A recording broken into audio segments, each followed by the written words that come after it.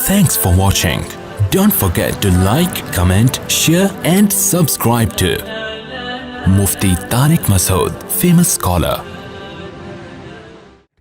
ٹھیک ہے نا. مسئلہ کس کے ساتھ ہوتا ہے؟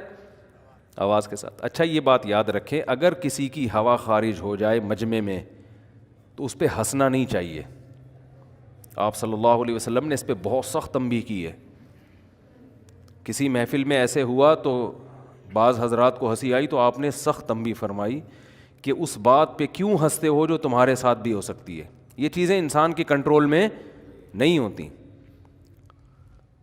میں ایک محفل میں بیٹھا ہوا تھا تو 3-4 آدمی, تو ان میں سے ایک کی ہوا خارج ہوئی تو وہ ایک کہہ رہا ہے میں نے نہیں کیا, دوسرا کہہ رہا ہے. تو میں نے ان سے بولا کہ بھائی اس صفائی کی آپ کو ضرورت کیا ہے کہ میں نے نہیں کیا اس نے کی, چھوڑو, کسی کے ساتھ بھی ہو سکتا ہے. خام خامے جو صفائی بیان کر رہا ہو سمجھ لو اسی نے کیا ہے, اسی نے کیا ہے. ایک واقعہ کسی نے مجھے سنایا کہ 2-3 افراد مل کے تراویح پڑھ رہے تھے, بند کمرہ تھا. اب کسی کی ریح خارج ہوئی نا, تینوں امام کی ہوئی ہوگی یا ان 2 مقتدیوں میں سے کسی کی ہوئی ہوگی, ریح خارج ہوئی تو بدبو بہت زیادہ آ گئی. ہو سکتا ہے کسی کے ساتھ بھی. اتنی بند کمرہ تھا تو اتنی اسمیل تھی جس سے اندازہ ہوا کہ تینوں میں سے کسی کا وضو بولو بھائی ٹوٹا ہے.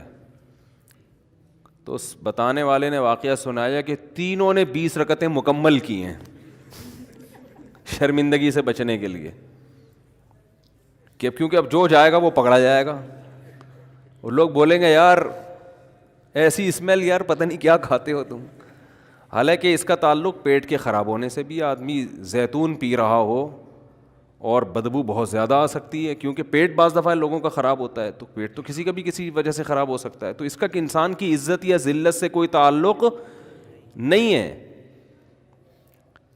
تو میں نے کہا کہ اگر وہ عقل مند ہوتا, امام میں عقل ہوتی نا, تو وہ کہتا کہ بھائی ہم تینوں کو چاہیے کہ ہم جا کے وضو کریں. کسی کا بھی وضو ٹوٹا ہے اور یہ جو اللہ نے پردہ ڈالا ہوا ہے تو پردہ ڈال, تینوں کو چاہیے کہ وضو کر کے آ جائیں.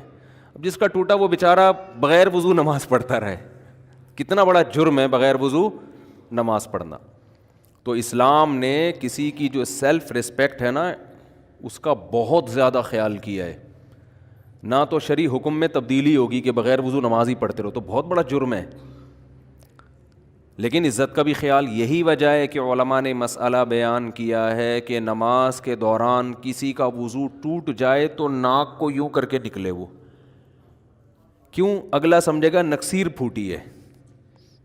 ناک پکڑ کے نکلے گا تو شاید کیا ہوا ہے, نکسیر پھوٹتی ہے نا, بلیڈنگ شروع ہو جاتی ہے ناک سے. تو اس میں جھوٹ بھی نہیں ہے کہ بھائی ناک پکڑی ہوئی ہے, ہماری مرضی, ہم جو چیز پکڑیں, ٹھیک ہے نا, کان پکڑیں, ناک پکڑیں, ہمارے پارٹس ہیں نا تو ہم ناک پکڑ کے نکل رہے ہیں, تو یہ جھوٹ بھی نہیں ہے. لیکن یہ میسج جائے گا کہ بھائی کیا ہے. میں ایک دفعہ یہاں نماز پڑھا رہا تھا تو میں نے نماز کے بعد دیکھا کہ میرے کپڑوں پہ بلڈ لگا ہوا ہے نا, کہیں سے جیسے آدمی کی خارش کرتا ہے نا دانہ پھوٹ جاتا ہے. مجھے اندازہ نہیں ہوا تو میں نے اعلان کیا بھائی نماز دوبارہ ہوگی. جو عقل مند تھے, سمجھدار تھے, پڑھ لی دوبارہ. انہوں نے بھائی امام صاحب کہہ رہے ہیں تو کوئی وجہ ہوگی. اگلے دن 2-3 آدمی میرا خون پی رہے ہیں. نہیں کیوں, دوبارہ کیوں, کوئی کیا ہوا, کیا تھا, بار بار آ کے پوچھ رہے ہیں ہوا کیا تھا. میں نے کہا آپ کو اس سے کیا غرض ہے کہ کیا ہوا تھا, کچھ بھی ہوا ہو, آپ کو کیا تکلیف ہے. تو جو امام سے پوچھ رہا ہے نا کہ نماز دوبارہ کیوں پڑھوا رہے ہو, وہ فسادی ہے. وہ کیا ہے, فسادی. کسی کے ساتھ کسی بھی ٹائم پہ کوئی بھی عذر ہو سکتا ہے.